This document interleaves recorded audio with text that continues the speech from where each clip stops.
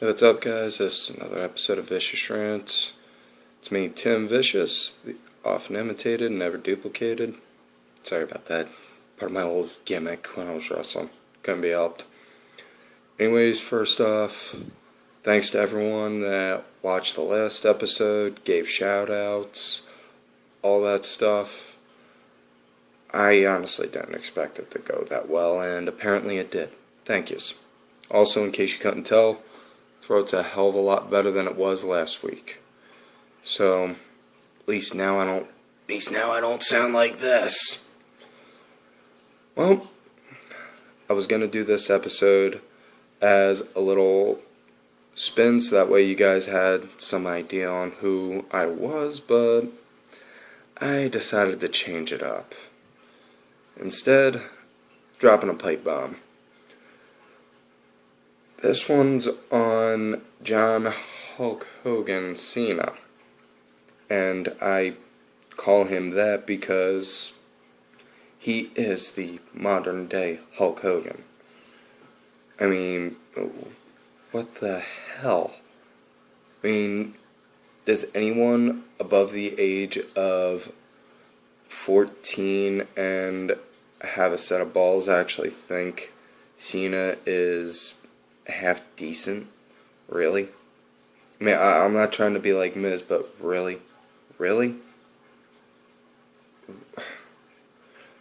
His greatest, one of his greatest things was also, one of the greatest things he's ever done was also what led him to having so many people like me and other actual wrestling fans, not just people who like WWE, but wrestling fans not like him.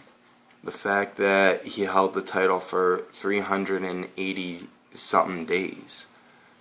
You know, I mean, I'll give him credit. That's a hell of a title reign. Sure, it doesn't beat Bruno Sammartino's, but ain't no one gonna beat a 6-year title reign. I'm sorry. Longest I ever saw a title held by somebody in my lifetime was about maybe over a year or so. Aside from Cena, that don't count. I'm talking about something different. Anyways, back to the rant on him. They were saying that Raw was the lowest rating they've had in 15 years, and then they spun this story saying him and AJ were knocking boots. AJ, honey, if you ever wind up seeing this, for the love of God, why? Why? The guy got divorced because his wife said he was cheating on her. The only reason I could see you wanting to get one is... Please don't tell me you're the one he was cheating with. I really hope not, because that's going to break so many hearts. Aside from that aside, Cena himself, his character, is just god-awful. I mean, look, I'll give the guy credit on the fact that he walks into the ring day in and day out for 300-something days a year and will put his life in someone else's hands.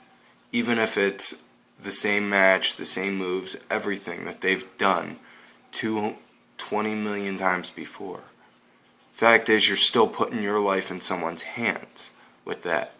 I know that from first-hand experience, and I'm self-taught. I'm what a lot of the guys on would call a yard tard, because I was self-taught and I did backyard wrestling. But I know firsthand that is a hell of a risk, putting your ass on the line in that ring. And the fact that he does that, I'll give him that much respect. Other than that, though, nothing else. His Dr. Thugonomics gimmick kind of reminded me of Vanilla Ice. all he had to do was just shout word to your mother, and then that would have been it. And then all of a sudden he goes and does this hustle, loyalty, respect thing. What kind of respect do you get out of people from hustling them? What kind of loyalty are you going to get out of people from hustling them either? That's what I want to know. At least with Punk, when he goes and says he's the best in the world, he can back it up. When Daniel Bryan goes and says he's going to lock a submission in you, he can back it up. When Kofi goes out there and says he's going to go and fly around like Superman on you, he backs it up. Cena, he just says he's going to pop you in the chin. Okay, so you can throw a right hook. What else do you got? Rise above hate? That's it? I mean, look, I understand that Vince and Linda started up a whole anti-bullying thing to help try and make Linda look like she's the golden child to be in Congress, but other than that,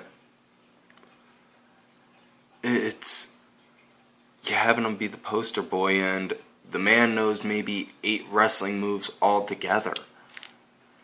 And this is probably going to piss off a lot of Cena fans at the fact that I'm throwing this out there, but he does. And, you know, also talking about saying on how he's had the title 10 or 12 or I don't even know. It's in the double digits on how many times he's held that title. That doesn't really show anything. You know what that shows? It shows that he winds up dropping the belt, the guy, winning it back anywhere from a week to a month later, and then doing that back and forth. That don't really seem all that interesting. What's interesting is winning the title and holding it, proving it. You know? Do some... Vince, if you ever wind up seeing this, do something interesting with Raw again. Make there be random title matches. Don't have it just be the guy that's feuding with the champion put the title on the line. Have it be the champ put the title on the line with some low card guy if you want, and then have the guy he's feuding with come out or be the ref or anything. You know? Something. I mean, make the show interesting again. You got 3 hours to work with. Use less time to make promos and backstage segments and all that, and actually do wrestling. You're targeting little kids, which is good. You know, you got your target demographic right there. That's all nice and well. Here's the thing, though. Those kids are going to grow up, and when they grow up and they turn into guys like me, they're going to go and they're going to walk away and they're going to wind up watching TNA Impact, where they actually have wrestlers wrestle and not hug it out. Or they're going to wind up going to MMA, UFC, you know, Bellator, pride fighting, anything. Yeah, what the hell is wrong with this company? You got guys like John Cena wanting to go and run it, basically, because he's on anything and everything. You know, he talks about on how he deserves a title shot, he deserves a title shot, he deserves a title shot.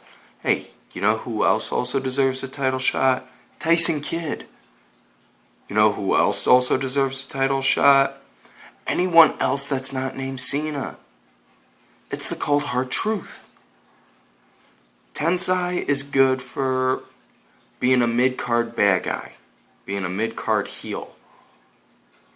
Why don't you have Ziggler cash in the Money in the Bank at a house show, so that way he can come out on Monday or Monday night or Tuesday night and then surprise everyone.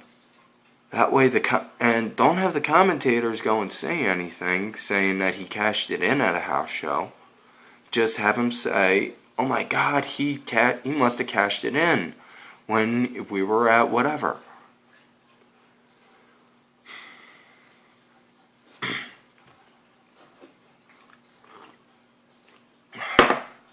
Sorry, first cup of coffee so far today, and it's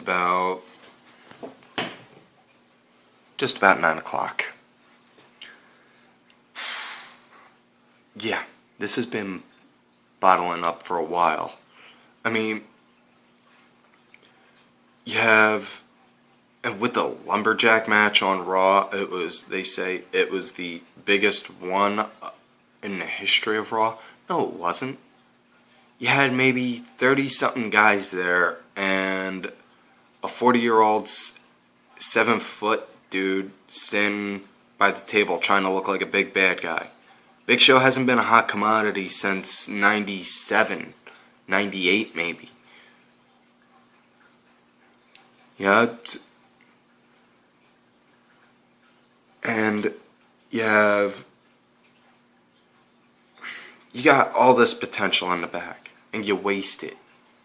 You waste it and you let it sit there. Hey, why don't you give Kurt Hawkins a shot at the U.S. title?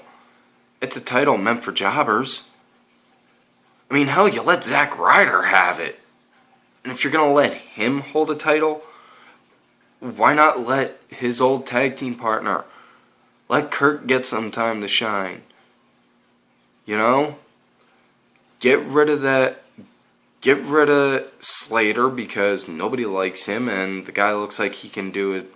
The guy looks like he could actually out-wrestle Cena, which is saying something, given the amount of moves that John can do. Get rid of him. Cut off the dead weight. Put guys that will actually wrestle on there. Instead of just having these guys that look like big macho bodybuilders. Because you want to talk about champions, look over the champion history, and look on what champions looked like they were something out of the cover of Muscle and Fitness, as opposed to guys that look like CM Punk or Shawn Michaels or Rey Mysterio. Sorry. Like I said, just getting over it. Just getting over the cold, so still a couple hacking spells here and there. Anyways, I'm about maybe 13 minutes into this video, and that's all I really got time for because I can only do so much on the cell phone and upload it onto YouTube. Like the video, leave a comment, look for me on Twitter at TimVicious. Follow me, just so you know. A lot of my tweets are random about anything and everything, and if I find something stupid or take a picture of something stupid and you don't like it, tough shit, deal with it. If you love me, great. If you don't, fuck you. Sorry. That's all I got time for. Catch y'all later. Make sure you check out my girl Roxy at Roxy's Room, and check out my partner in crime, the second half of the Fallen Angels, the rated R heel Jim Steele at the JX 2001. Catch y'all later.